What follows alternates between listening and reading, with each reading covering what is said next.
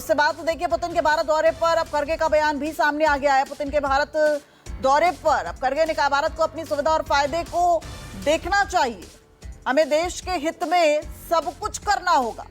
अब कांग्रेस अध्यक्ष मल्लिकार्जुन खरगे का बयान भी सामने आ गया। इससे पहले राहुल गांधी ने कहा कि जो भी विदेशी मेहमान आता है उसको विपक्ष से नहीं मिलने दिया जाता, और ये कहीं ना कहीं इनसिक्योरिटी है सरकार की।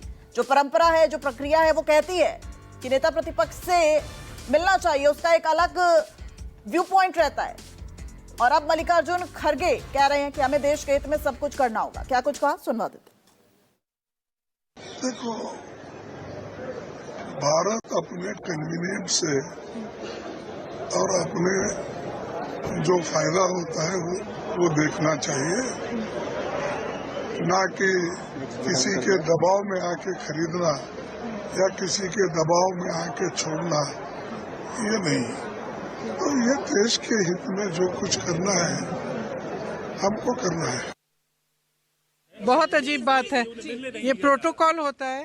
प्रोटोकॉल होता है, कोई भी विजिटिंग डिग्नेटरी एलओपी से मिलते हैं और रिक्वेस्ट करते हैं तो मिलते हैं। तो इस प्रोटोकॉल का रिवर्सल मतलब इस सरकार की जो जनरल जो जितनी भी नीतियां हैं वो इसी आधार पर है।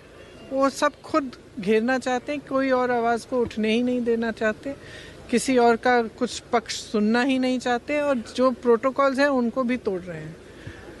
तो एक लोकतंत्र का प्रोटोकॉल होता है, उसको निभाना चाहिए। अब भगवान जाने किस बात का डर है। इनसिक्योर, बहुत इनसिक्योर है, और उसका एक ये रिफ्लेक्शन है कि अगर एलओपी को मतलब इतने सालों से जब भी कोई डिग्नेटरी आते हैं तो एलओपी से मिलते हैं, ये प्रोटोकॉल है।